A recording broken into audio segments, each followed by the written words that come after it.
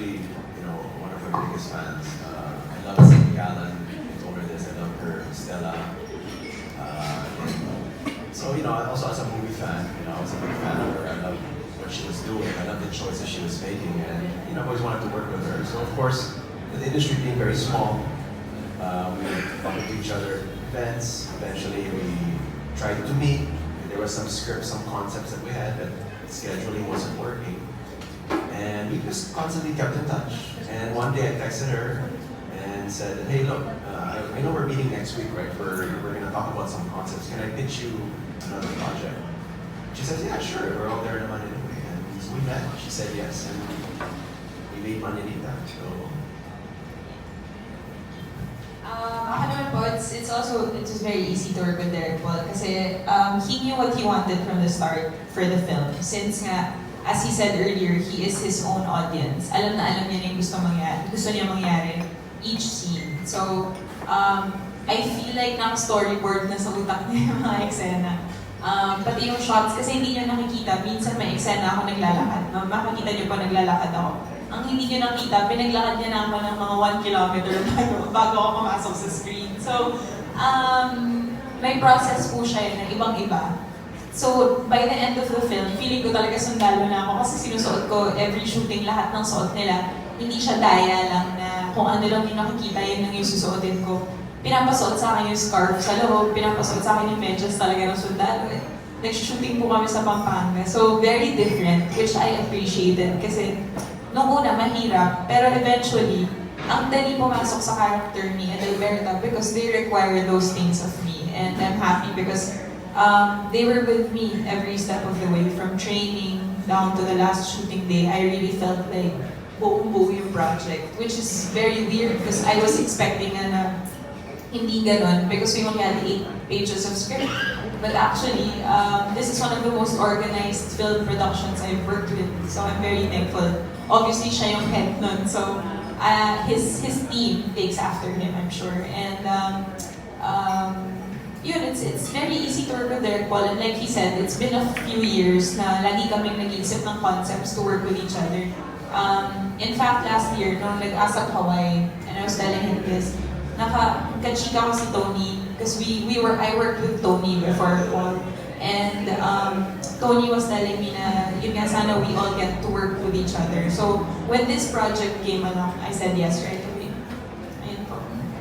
Si Yoshi po, one of the festival organizers, would always tell us na gandang-ganda siya sa Manilita, kaya niya kami pinasok sa main competition. And even the audience actually, kahit after the film, they would come up to you to say how much they were affected by the movie, which I think nag-resonate talaga sa Japanese audience yung story ni Adelberta kasi she's very isolated. Lagi po siyang mag-isa, lagi po siyang walang kausap. Diba, parang I think the Japanese culture also is very much like that. They're really individuals. So, ang ganda po ng mga tanong nila sa amin pag Q&A ng press con, talagang naiintindihan po nila and ninamnam po talaga nila yung pelikula. And personally, I want to say thank you to everybody who assisted us sa Tokyo International Film Fest kasi ang dali po nung naging stay namin doon. So yun po. So I noticed sa trailer, you don't seem to have any co-stars. All throughout the movie, you're alone.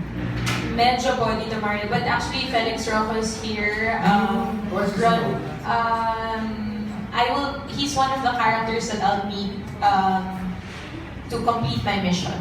So yun po, Sir Joel Saracho is here. Sir Ronnie Lazaro plays a very important character. So kahit natigi-isang eksena lang po sila, markadong-markado po yung mga roles. And personally po, nung napanood ko na yung buong movie, napanood niyo na po ba yung, or alam niyo po yung story na 5 people you meet in heaven? Feeling ko, ganun yung characters nila kay Adelberta. They are characters na I had to meet along the way to complete my mission. So it's a journey for Adelberta. It is po. Actually, the story. People along the way. Yes, Tito Mario. So actually, the movie is really a journey of a woman seeking either forgiveness or revenge. So, ayun po. Okay, Direct Paul. Was Bella your first choice for the role of Adelberta? Definitely, yeah.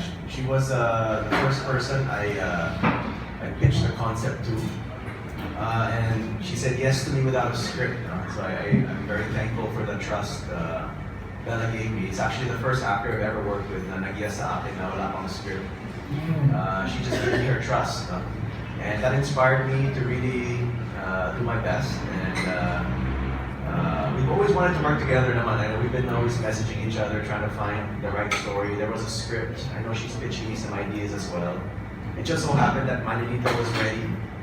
And she said yes, and then we shot it, and we're here now today. So, thank you, Bella. Thank you, Direct Paul. Direct, I noticed that this looks so different from the past films you've done, like Siargao, Kikulapo, and the rest of it. So, were you influenced by the scriptwriter Love Diaz in your vision in this movie? Love Diaz definitely had a huge inspiration in the creation of Manilita. I'm not afraid to say that. Ever since I produced for Love in 2015 for Helen, I started to kind of learn and research his style. He became like a mentor to me, like a older brother, and we've had a lot of discussion about film, about life up to this day. And when I pitched him the story, when I told the story, he instantly wanted to collaborate. He said, "Let me write it for you." It was 8 pages long. And he goes, "Shoot na yan." He goes, "I leave it up to you. I trust you, Paul, as the director, to now put it on the big screen." So definitely an homage to Love and to his style, which is more or less transcendental. Of course, other filmmakers that I studied was the likes of Paul Schrader. Of course, there's Ozu, Tarkovsky. Those are the other filmmakers from world cinema that I also studied. But in terms of my style, I guess you're right. This is very different from my last films that I've directed, I've produced. But I feel this is the most personal film that I've ever done as well. Meaning, as a filmmaker today, I believe this is really who I am. And it took me, I guess, 13 years to earn that respect, that right to be able to produce, direct a film like this. Because my collaborators gave me all the trust from, of course, Bella to Love to my whole team that helped me. But yeah, Manilita is very personal. It's really kind of who I am today. It doesn't mean I'm not going to go back to doing other, the likes of Siargao or Lubot or Kulafu. But I think Manilita best defines who I am as a filmmaker today. You said there were only 8 pages of the script, so that means there's very minimal dialogue throughout the movie.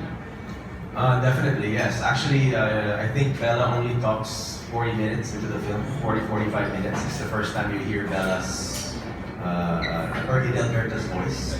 That's why I said earlier, the songs play a big role, because there's a lot of songs in the beginning. So, and I chose each song carefully from the works of Asin, Joy Ayala, Freddy Aguilar. It was also that kind of era of the music that you will hear and listen to in Manilita. And the lyrics are actually what I hope hits you.